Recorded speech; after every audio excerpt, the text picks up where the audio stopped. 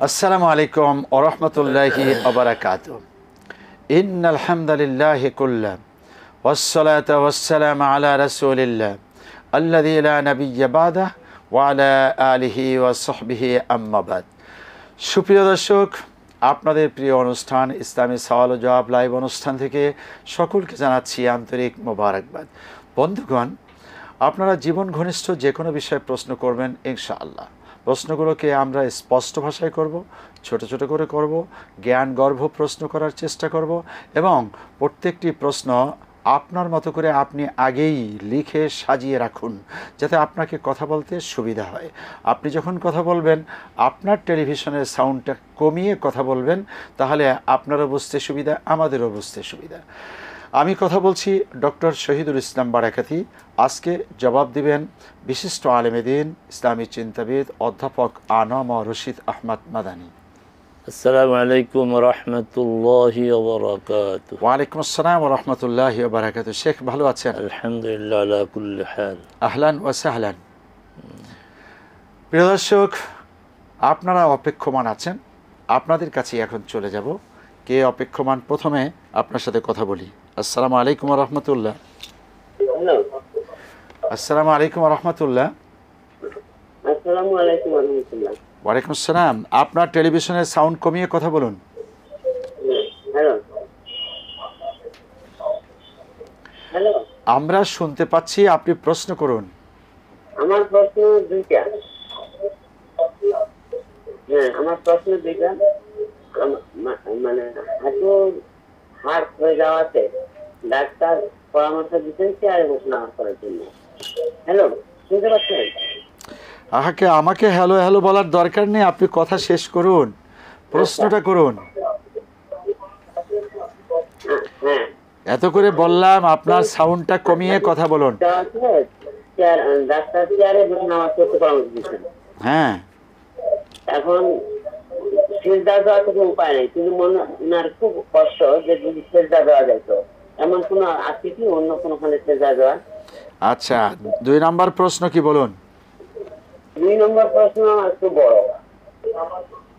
হ্যাঁ, 2 নম্বর প্রশ্ন হচ্ছে, আমার এক আত্মীয় 2 ছেলে বউ, কিন্তু ছোট ছেলের বউ সঙ্গে থাকে, বড় বৌমা আর কি শাশুড়িকে খুব একটা পছন্দ করেন না। এই কারণটা শেষে যায়, উনি জানতে পারলেন যে ওনার সংসারে যে গন্ডগোল হয় মাঝে মাঝে, উনি ওই শাশুড়িকে দায়ী করেন।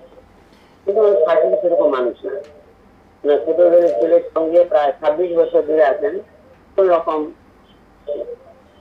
শোনা যায়নি। এখন কথা হচ্ছে যে শাশুড়ির তো মন খুব খারাপ। এই বৌমার ব্যবহারে যদি শাশুড়ি কোন রকম মনোকষ্ট পায়, তাহলে কি ছেলের সংসারে কোনো সুবিধা বা কোনো শাশুড়ি কোনো পাপ হবে? জি, জবাব শুনুন। আচ্ছা, আপনি ধৈর্য ধারণ করুন, আর একটা ফোন নিয়ে নিচ্ছি। আসসালামু আলাইকুম ওয়া রাহমাতুল্লাহ। ওয়া আলাইকুম আসসালাম ওয়া রাহমাতুল্লাহ। আমি সাইফুল বলছিলাম কক্সবাজার থেকে। জি সাইফুল ভাই বলুন।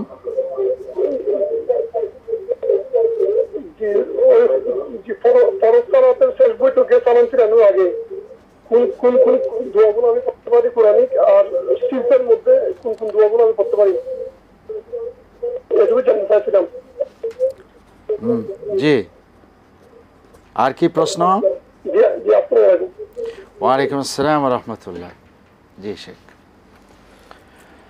اللهم لك الحمد حمد الشاكرين وصلي وسلم على رسولك الأمين وآله وصحبه ومن تبعهم بإحسان إلى يوم الدين. أقول وبالله التوفيق. আল্লাহ সুবহানাহু ওয়া তাআলা তার শরীয়তে বান্দার জন্য এমন কিছু বিধান দেননি যে বিধানটি পালন করা কঠিন। কোরআনে মূলনীতি দেওয়া হয়েছে, লা ইউকাল্লিফুল্লাহু নাফসান ইল্লা উসআহা। কাউকে তার সাধ্যের বাইরে কষ্ট দেওয়া হয় না। আপনি যেইভাবে সালাত আদায় করতে কমফোর্ট ফিল করেন ওইভাবে করবেন। যদি আপনার রুকু সেজদা দেওয়া কঠিন হয় তাহলে ইশারা করবেন, এই সেজদার জন্য আলাদা কিছু আমাদের অনেক জায়গায় দেখি একটা টুল বানায়, টুলের উপরে সেজদা দেয় না। আপনি চেয়ারে বসে পড়বেন, রুকু ইশারায় করবেন, সেজদা ইশারা করবেন, তবে রুকুর চেয়ে সেজদাতে একটু বেশি ঝুঁকবেন। আর দ্বিতীয় প্রশ্ন তো লম্বা, শাশুড়ির সাথে আরও অন্যের পক্ষ থেকে আপনি প্রশ্ন করেছেন, ছোট বউ, বড় বউ, শুধু শাশুড়ি বৌমা না, সবার সাথে ভালো ব্যবহার করা উচিত, কারোর সাথেই খারাপ ব্যবহার করা উচিত না। এখন সমস্যা আমাদের এই সমাজে দুই দিক থেকে হয়। শুধু বউরা দায়ী, শাশুড়ি দায়ী না, আবার শুধু শাশুড়ি দায়ী, বৌমারা দায়ী না, তা না। এটা আপনারা পারিবারিকভাবেই সমঝোতার চেষ্টা করবেন। জি। পরবর্তী প্রশ্ন হলো যে ফরজ সালাতের সেজদার মধ্যে ফরজ সালাতের সেজদা, সেজদাটা দোয়ার জায়গা। রাসূল সাল্লাল্লাহু আলাইহি ওয়াসাল্লাম বলছেন, আকরাবু মা ইয়াকুনুল আবদু মিন রাব্বিহি ওয়া হুয়া সাজিদ। বান্দা তার রবের সবচেয়ে কাছে চলে যায় যখন সে সেজদা অবনত থাকে। ফাকসিরু ফিহি দুআ, অতএব তোমরা এই সময় বেশি বেশি দোয়া করো। এটা আমাদেরকে শেখানো হয় নাই।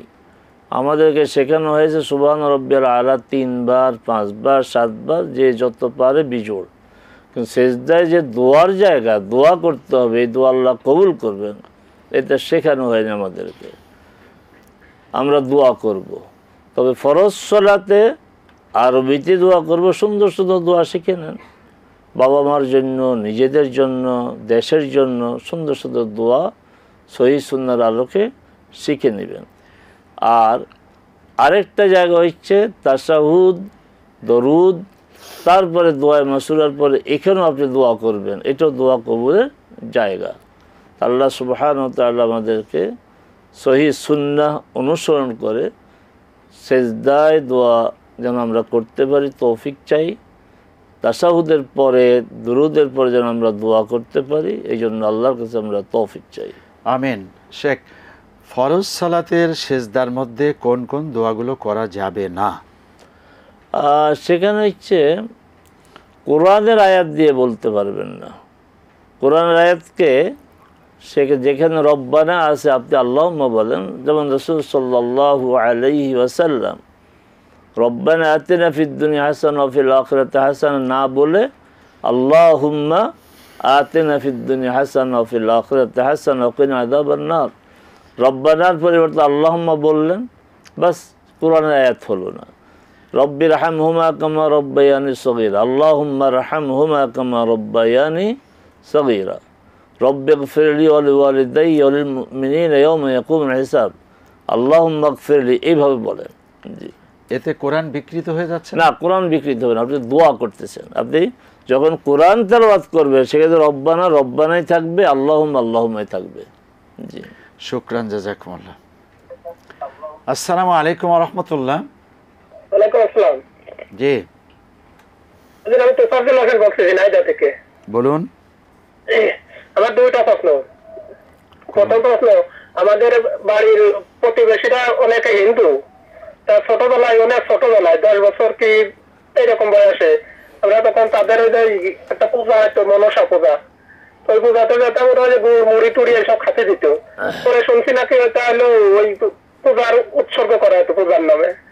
এগুলো খাইছি ছোটবেলায়। তা এখন অনেক অনুতপ্ত, এখন কি করতে পারি?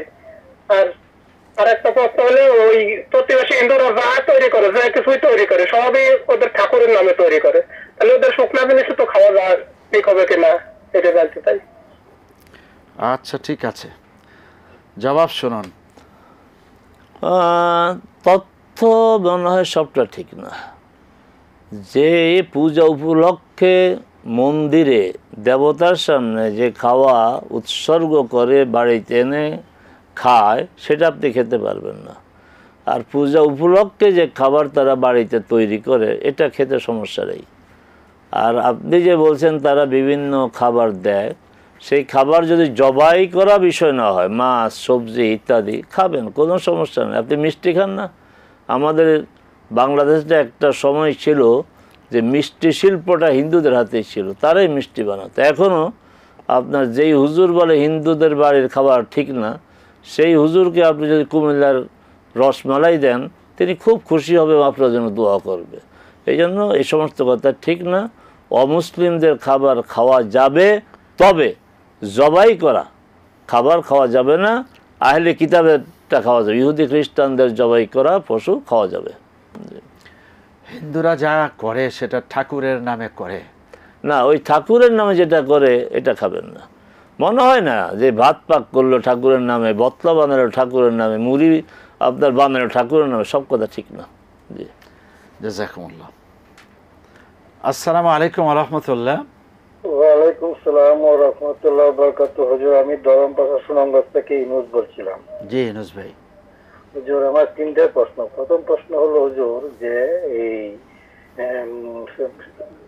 যে কোনো সালাতে শেষ বৈঠকে আপনার এই রব্বানা আতিনা ফিদ দুনিয়া হাসানাতা ওয়া ফিল আখিরাতি হাসানাতা ওয়া কিনা আযাবান নার, এটা কি আপনার এই দুরূদ শরীফে পড়ে পড়া যাবে কিনা? আর 2 নম্বর প্রশ্ন হচ্ছে হুজুর, মানে এই রাকাতকে লম্বা করার জন্য মানে সূরা ফাতিহার পর যে কোনো সূরা আমরা মানে ছোট সূরাগুলি বারবার পড়া যাবে কিনা? হ্যাঁ, 3-4 বার পড়া যাবে কিনা?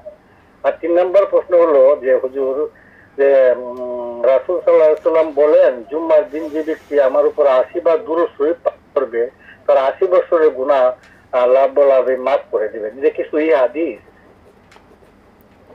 ঠিক আছে, জবাব শুনুন।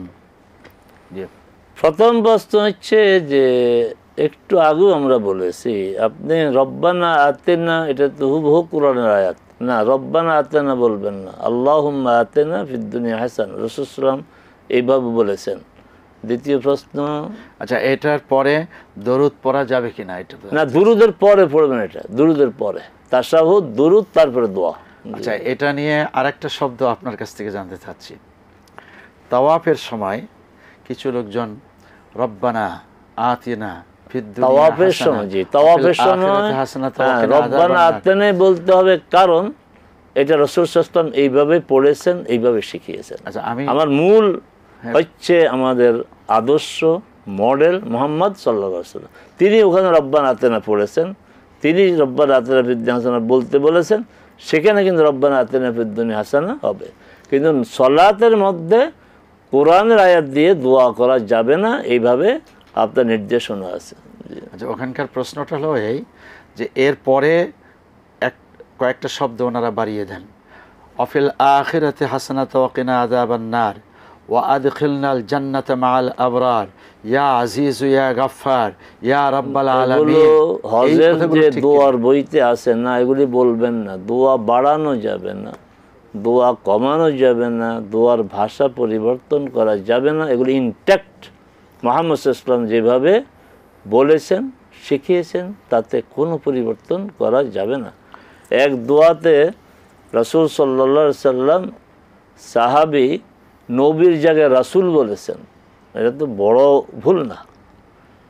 কিন্তু রাসূল সাল্লাল্লাহু আলাইহি ওয়াসাল্লাম তার বুকে এইভাবে হাত দিয়ে চাপ দিয়ে বলেছেন, লা অবে নাবিয়িকা আল্লাযী আরসালত, অবে রাসূলিকা বলবে না, অবে নাবিকে বলতে হবে। এর দ্বারা শিক্ষা এটাই হলো যে কোনো শব্দ পরিবর্তন করা যাবে না। আচ্ছা, একই রাকাতের মধ্যে ছোট ছোট সূরা 3-4 বার 5 বার পড়তে পারবেন, রাকাত লম্বা করার জন্য আপনি পড়তে পারবেন। তবে ফরজ সালাতে যখন আপনি ইমাম হবেন তখন আপনি এটা করতে পারবেন না, একা পড়লে পারবেন। জুমার দিবসে 80 বার দরুদ শরীফ পড়লে 80 বছরের গুনাহ মাফ। জুমার দিন সম্পর্কে রাসূল সাল্লাল্লাহু আলাইহি ওয়াসাল্লাম বলেছেন, খায়রু ইয়াউমিন তালাআত আলাইহি শামসু ইয়াউমুল জুমআহ, যে সূর্য ওঠার দিনগুলোর মধ্যে সর্বোত্তম দিন, সর্বশ্রেষ্ঠ দিন জুমআ। এই জুমার দিনে ফিহে খুলিকা আদম ওয়া ফিহে উদখিলাল জান্নাহ ওয়া ফিহে উহবিতা ইলাল আরদ, এই দিনে আদম আলাইহিস সালামকে সৃষ্টি করা হয়েছে, এই দিনে তাকে জান্নাতে পাঠানো হয়েছে, এই দিনেই তাকে দুনিয়াতে পাঠানো হয়েছে। আরেক হাদিস আছে এই দুদিনই কিয়ামত হবে। তো কী করণীয় আমাদের? ফাআকসিরু আলাইহা আস-সালাত ফাইন্না সালাতাকুম মা'রুদাতুন আলাইহা, যে তোমরা এই দিন আমার উপর বেশি বেশি করে দোয়া করবে, সালাত পড়বে আমার উপর, কারণ এই সালাত আমার কাছে পেশ করা হয়, প্রেজেন্ট করা হয়। রাসূল সাল্লাল্লাহু আলাইহি ওয়াসাল্লাম 80 বার বলেন নাই। যারা 80 বার বলে তারা জালেম, তাদেরকে রাসূল সাল্লাল্লাহু আলাইহি সাল্লাম হাউজে কাউসারের পানি থেকে বঞ্চিত করবেন। কারণ আসবে রাসূল, ফেরেশতাগণ বাধা দিবে। রাসূল বলছেন এরা তো আমার উম্মত, বাধা দাও কেন? তখন ফেরেশতাগণ বলবেন যে আপনি দুনিয়া থেকে চলে আসার পরে এরা আপনার হেদায়েত, আপনার সুন্নাহ, আপনার দ্বীনের মধ্যে অনেক কিছু বাড়াইয়েছে, আপনি জানেন না। আপনি বলেছেন বেশি বেশি করে দুরূদ পড়তে, সে 80 বার নির্ধারণ করে দিয়েছে, সে 100 বার নির্ধারণ করে দিয়েছে। তখন রাসূল সাল্লাল্লাহু আলাইহি ওয়াসাল্লাম বলবেন সুহকান সুহকান, দূর হও হতভাগা, দূর হও। তাহলে 80 বার যারা বলে, 100 বার যারা বলে, কালকে একজন বড় বক্তা দেখলাম যে 300 বার কুল হুয়াল্লাহু আহাদ যদি পড়ে তাহলে জান্নাতে তার জন্য আল্লাহ ঘর বানিয়ে রাখছেন, মরবে আর জান্নাতে যাবে। বড় ধরনের বড় মাপের আলেম নাম বললাম না, আস্তাগফিরুল্লাহ। এদের আল্লাহর কোনো ভয় নাই, এরা রসুলের হাতে হাউজে কাউসার পানি পান করতে চায় না। এই বড় আলেমও যখন হাউজে কাউসারের দিকে আসবে, ফেরেশতাগণ বলবেন আপনি তো সূরা ইখলাস 3 বারের বেশি বলেননি কোথাও, 10 বারের হাদিস আছে, এটা দুর্বল। কিন্তু এই লোক যে বলল 300 বার, তাহলে বাড়াইলো। অতএব কীভাবে তাকে আমরা ছাড়ি, আমরা আটকালাম তাকে। রাসূল সাল্লাল্লাহু আলাইহি ওয়াসাল্লাম তখন বললেন এই হতভাগা, তুই যত বড় আলেম হোক না কেন, যত বড় বক্তে হোস না কেন, তুই আমার কাছে হাউজে কাউসারের পানি আজকে পাবে না। অতএব খুব সতর্ক থাকতে হবে। শুকরান, জাযাকুমুল্লাহ। বন্ধু, আপনার মাধ্যমে বিশ্ববাসীকে আমরা এই কথাটা বলতে চাই, এই যে 5 বার 7 বার 100 বার 300 বার 1000 বার এরকম যত কথা আছে, এক শব্দে হলো বেশি। যত বেশি আপনি পারেন এই আমল করেন, কিন্তু এই বার ঠিক করে। আর যেখানে সংখ্যা রাসূল ঠিক করে দিয়েছেন সেখানে সংখ্যা আমরা ভিন্ন কথা। আসসালামু আলাইকুম ওয়া রাহমাতুল্লাহ। ওয়ালাইকুম আসসালাম। এই কলটি এখন রেকর্ড করা হচ্ছে। আসসালামু আলাইকুম। ওয়ালাইকুম আসসালাম। জি, আমি লুবনা, ঢাকা থেকে বলছি। জি, আমার একটু প্রশ্ন ছিল।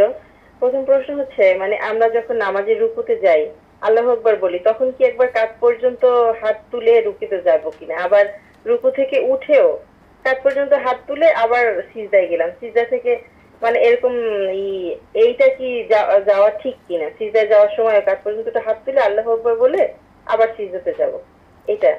আর হ্যাঁ, রফুল ইয়াদাইন আমরা মেয়েরা বাসায় বসে তো নামাজ আদায় করি, দেখা যায় যে নামাজ পড়তে গেলে ফ্যানের বাতাসে বা কিছুতে যদি সালোয়ারটা একটু সরে যায়, সেই ক্ষেত্রে যদি আমি সেভের জন্য আমার মোজা পরে আমি নামাজটা আদায় করি, সেটা ঠিক হবে কিনা?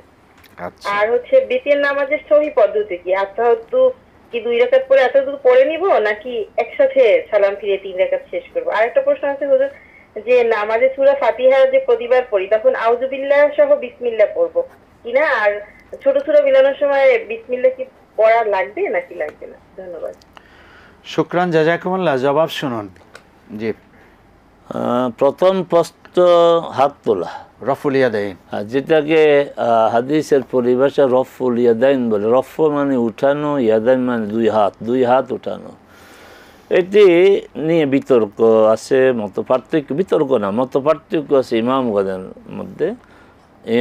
হানাফি মাযহাব অনুসারীরা বারবার হাত তোলাকে সঠিক মনে করেন না। হানাফি মাযহাব ছাড়া সকল মাযহাব হাত উঠানোকে সুন্নাহ মনে করে। হাত উঠানোর জায়গা 3টি, একটি হচ্ছে রুকুতে যাওয়ার সময়, রুকু থেকে উঠার সময়, আর হচ্ছে 3 বা 4 রাকাত বিশিষ্ট সালাতে তাশাহুদের পরে, দ্বিতীয় রাকাতের তাশাহুদের পরে উঠার সময়। অনেকে না জেনে উঠাইতে থাকে, কোথায় উঠাইবে তাও জানে না, যে হাত উঠানো সুন্নাত বাস উঠাইতে থাকে না। 3 জায়গা আবার বলছি, রুকুতে যাওয়ার সময়, রুকু থেকে উঠার সময়, আর দ্বিতীয় রাকাত থেকে যখন দ্বিতীয় রাকাত পরে সেজদা তাশাহুদের পড়ার পরে উঠার সময় 3 রাকাত। হ্যাঁ, এটা সুন্নাহসম্মত, আপনি করবেন। আর এই হাতটা কান পর্যন্ত উঠবে, অথবা কাঁধ পর্যন্ত, অথবা কান পর্যন্ত উঠবে। এটা সহিহ সুন্নাহ দ্বারা সমর্থিত। জি, হ্যাঁ। এরপর হলো ফ্যানের বাতাসে সালোয়ারটা যদি একটু, আপনি ভালোই করেন। অনেকে তো আপনার পা ঢাকাকেও সতরের আওতায় মনে করেন, তাহলে এটাই নিরাপদ। মোজা পরে আপনি সালাত আদায় করবেন, এটা অধিকতর নিরাপদ। ভিতর সালাতের সঠিক নিয়মটা কি? বিতের সালাতের সঠিক নিয়ম দুটি। আপনি 2 রাকাত পড়ে তাশাহুদ, দুরুদ, দোয়া মাসুরা পড়ে 2 দিকে সালাম ফিরাবেন, তারপরে 1 রাকাত পড়বেন। ওই 1 রাকাতে আপনি রুকুর আগে অথবা রুকুর পরে দোয়া কুনুত পড়বেন, বাকি সেজদা, তারপরে তাশাহুদ, দুরুদ ওই অন্য সালাতের মতোই। অথবা মাঝখানে বসবেন না, 3 রাকাত একাধারে পড়বেন। দুইটাই সহিহ সুন্নাহ দ্বারা সমর্থিত। তবে প্রথমটা আর আপনার রাসূল সাল্লাল্লাহু আলাইহি ওয়াসাল্লাম বেশি প্র্যাকটিস করতেন। জি, 2 রাকাত বিশিষ্ট সালাতে সানা পড়ার পরে আউযুবিল্লাহ বিসমিল্লাহির রহমানির রহিম পড়তে হবে কি? প্রথম রাকাতে, যে কোনো সালাতের প্রথম রাকাতে আপনি সানার পরে আউযুবিল্লাহি মিনাশ শাইতানির রাজিম বিসমিল্লাহির রহমানির রহিম পড়বেন। পরের রাকাতগুলোতে সূরা ফাতিহার আগে বিসমিল্লাহ পড়বেন, আর সূরা ফাতিহার পরে যখন আবার সূরা আপনি পড়বেন তখন বিসমিল্লাহির রহমানির রহিম পড়তে হবে। যে কোনো সূরা, শুধু সালাত না, সালাতের বাইরেও কোনো সূরা যদি আমরা পড়া শুরু করি বিসমিল্লাহির রহমানির রহিম বলতে হবে। জীবন আপনার 4টি প্রশ্নের জবাব হলো, আশা রাখি বুঝতে পেরেছেন। Thank you. আসসালামু আলাইকুম ওয়া রাহমাতুল্লাহ। ওয়ালাইকুম আসসালাম। আসসালামু আলাইকুম। ওয়ালাইকুম আসসালাম ওয়া রাহমাতুল্লাহ। প্রশ্ন। আসসালামু আলাইকুম ওয়া রাহমাতুল্লাহ। ওয়ালাইকুম আসসালাম ওয়া রাহমাতুল্লাহ। প্রশ্ন করুন। আমি শহরে থাকি, গ্রামের বাড়িতে নতুন বাড়ি করছি, কিন্তু নতুন বাড়িতে উঠবো, আমাকে কোনো দোয়া কালাম পড়াইতে হবে কিনা? ঠিক আছে, আর কোনো প্রশ্ন? ইশরাকের নামাজের পর তো ইশরাক নামাজ পড়বো, এখন যায় নামাজে পড়ে দোয়া কালাম পড়ার পরে বেলা উঠার পরে নামাজ পড়বো, কিন্তু আমাদের বাচ্চা স্কুলে যায়, নাস্তা বানাতে হয়, আমি কি করতে পারি? আর কোনো প্রশ্ন? না, এদিকে। আচ্ছা, জবাব শুনুন। জি, নতুন বাড়ি আলহামদুলিল্লাহ, আল্লাহ আপনাকে তৌফিক দিয়েছেন, নতুন বাড়ি করেছেন, আল্লাহর শুকর আদায় করেন। আনুষ্ঠানিক কোনো দোয়া করবেন না। আপনি আপনার পরিবারের লোকরা দোয়া করবে, আল্লাহ যেন এই ঘরে বরকত দেন, এই বাড়িতে বরকত দেন। আর এই উপলক্ষে মানুষকে খাওয়ানো কিন্তু সওয়াব। খাওয়ানো কখনো বেদাত না, খাওয়ানো সওয়াব। মানুষকে খাওয়াবেন, কিন্তু যাদেরকে খাওয়াবেন তাদেরকে নিয়ে অনুষ্ঠান করে দোয়া করবেন না। জি। আর বাচ্চাদের জন্য তো উঠতেই হবে, উঠেন, আবার নামাজও পড়েন, কিন্তু এক্সট্রাকে সওয়াব হবে না। 2 রাকাত সালাত আদায় করলেন, এই 2 রাকাত সালাতের আপনি সওয়াব পাবেন, প্রতিদান পাবেন, কোনো সন্দেহ নেই। কিন্তু এক্সট্রাকের জন্য শর্ত ওইটাই যে বসে থাকতে হবে। আসসালামু আলাইকুম ওয়া রাহমাতুল্লাহ। ওয়ালাইকুম আসসালাম। হুজুর, আমি প্রশ্ন করতে যাচ্ছিলাম। হ্যাঁ, করুন। হুজুর ওদিন বললো শেষদার সময় ছেলেদের কপাল জমিনে ঠেকতে হবে, এরকম। এখন এটা কি হুজুর আমাদের মেয়েদের ক্ষেত্রেও কিনা? আর মেয়েদের ক্ষেত্রে যদি হয় তাহলে সেই ক্ষেত্রে আমরা তো হিজাব পরি, তাহলে কি হবে? এটা একটু হুজুর প্রশ্ন। আর কোন প্রশ্ন? দ্বিতীয় প্রশ্ন হুজুর, আমরা যে সকাল সন্ধ্যা তাসবিহ যেগুলো আর কি দোয়া দরুদ আমরা পড়ি, এগুলো কোনো সংখ্যা যদি আমরা ঠিক না করে, সকাল সন্ধ্যা 100 বারও হতে পারে বা 100 বারের বেশি হতে পারে, কম হতে পারে, কিছু কিছু দোয়া আছে, তাহলে কোনো সমস্যা আছে কিনা হুজুর? আর কোন প্রশ্ন? এই 2টা প্রশ্ন হুজুর। জবাব শুনুন। জি, আমি ছেলে মেয়ে আলাদা করে বলি নাই, আর শুধু কপাল ঠেকানোর কথা বলি নাই। কপালের সাথে নাকও ঠেকাতে হবে, কপাল নাক। আপনি যে হিজাব করেন, তো হিজাব সমস্যা কি? আপনার কপাল থেকে, যেমন আমাদের টুপি নিয়ে প্রশ্ন উঠেছে যে এই টুপি তো সেজদার সময় কপাল ঠেকে না। আমরা বলছি যে আমরা আলহামদুলিল্লাহ সতর্ক আছি ব্যাপারে, সেজদার সময় কপালের থেকে আপনার টুপিটা, আমরা সালাতে যখন দাঁড়াই টুপিটা সরিয়ে দাঁড়াই। তা আপনিও তাই করবেন। আপনি তো সালাতের মধ্যে মুখ ঢাকার কোনো সুযোগ নেই, সালাতে তো মুখ ঢাকবেন না, মুখ ওপেন রাখবেন সালাতের সময়। এবং হিজাব একটু কপাল থেকে উঠে দিবেন। হিজাব তো আপনি পাতলা, আমাদের মতো এই টাইট টুপি পরেন না, টাইট হিজাব পরেন না গেল।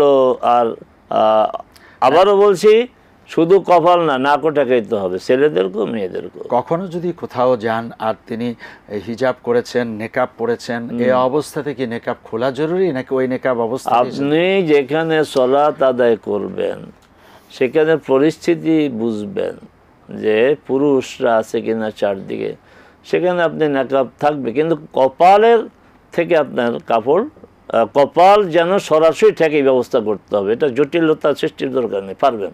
জি, যদি ওই কাপড়টার উপর এখানে দিয়ে কোনো দিল, যদি নাই কপাল ঠেকাতে হবে।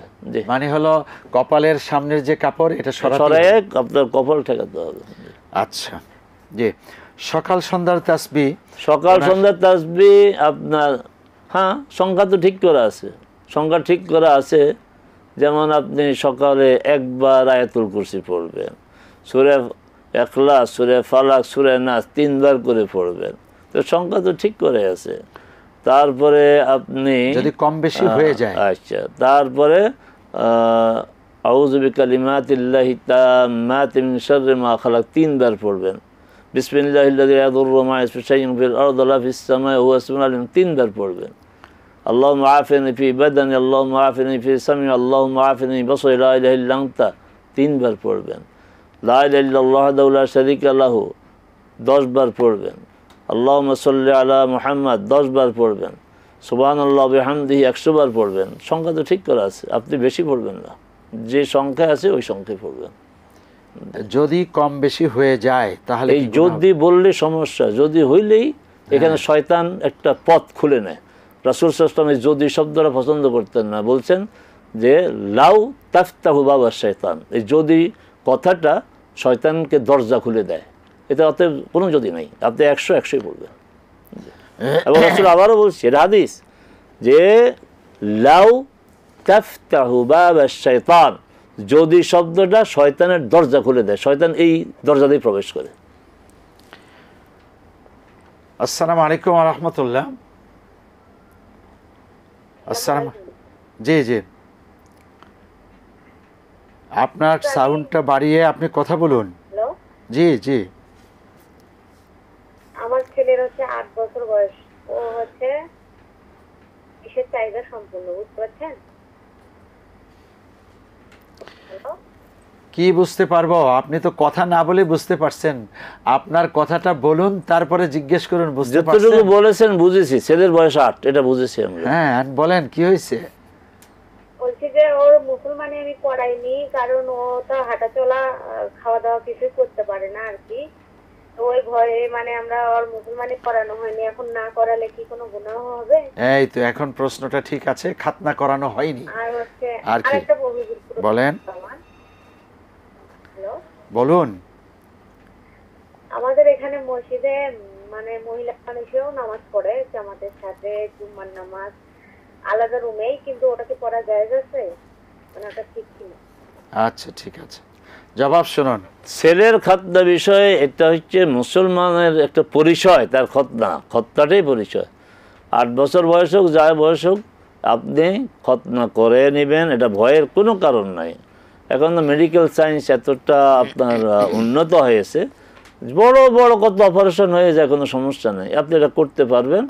ডাক্তার, বিশেষজ্ঞ ডাক্তারকে দিয়ে করার কোনো সমস্যা হবে না। আর জুমাতে মসজিদে অ্যারেঞ্জমেন্ট আছে, আলহামদুলিল্লাহ, বাংলাদেশে বহু মসজিদে নাই। আপনার এলাকার মসজিদে যে জুমার ব্যবস্থা আছে, এটা ভালো খবর। আপনি শুধু মসজিদে যাবেন না, আপনি আপনার আশেপাশের প্রতিবেশী মহিলা যারা সাথে সবাইকে নিয়ে যাবেন। শারীরিক প্রতিবন্ধী হওয়ার কারণে খাতনাটা যে হলো না, এ কারণে কি তার কোনো গুনাহ হবে? না না, গুনাহ হবে না, গুনাহ হবে না। আচ্ছা, আসসালামু আলাইকুম ওয়া রাহমাতুল্লাহ। ওয়ালাইকুম সালাম ওয়া রাহমাতুল্লাহি ওয়া বারাকাতুহু। হুজুর, আমার প্রশ্ন, আমি যখন মানে স্কুলে পড়াশোনা করতাম, তখন আমি ধর্ম শিক্ষা পাইছি যে 7টা বেজর, তো 7টা, ওটা হলো আল্লাহুম্মা আজিমনি মিনান নার, এটা প্রত্যেক ফজর এবং মাগরিবের পরে পরে। আর 8টা জান্নাত, এটা হলো আল্লাহুম্মা ইন্নী আল্লাহুম্মা ইন্নী আসআলুকা হিদায়াতা ওয়াল জান্নাহ, এটা 8বার করতাম। তো এখন দেখলাম অনেক উল্টা পাল্টা। এখন আমি কোনটা যে এখনকার যে আমল, এটা যে আমি বুঝতে পারি না যে আমি তো সমস্যা আছে। আচ্ছা ঠিক আছে, এটা বুঝতে পেরেছি। আপনার আর কোনো প্রশ্ন আছে? অন্য কোনো প্রশ্ন? আচ্ছা ঠিক আছে, জবাব শুনুন।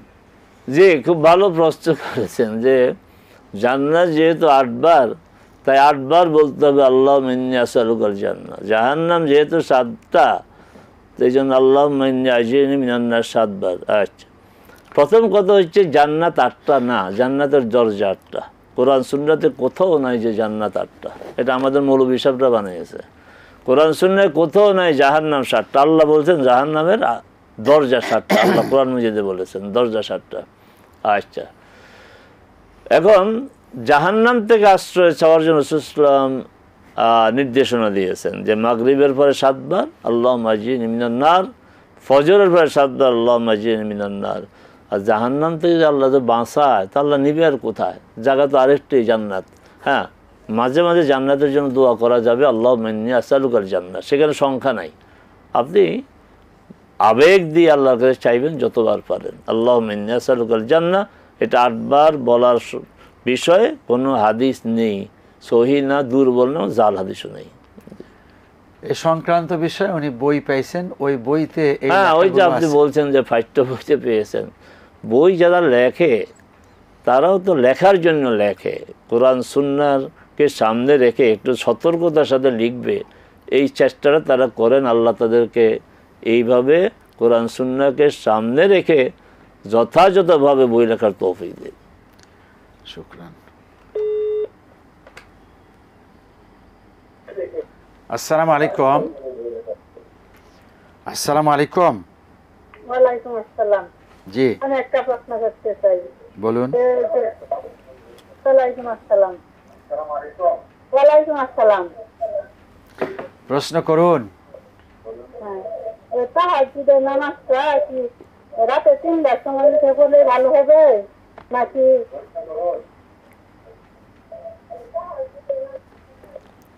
হ্যাঁ, আর কোনো প্রশ্ন আছে?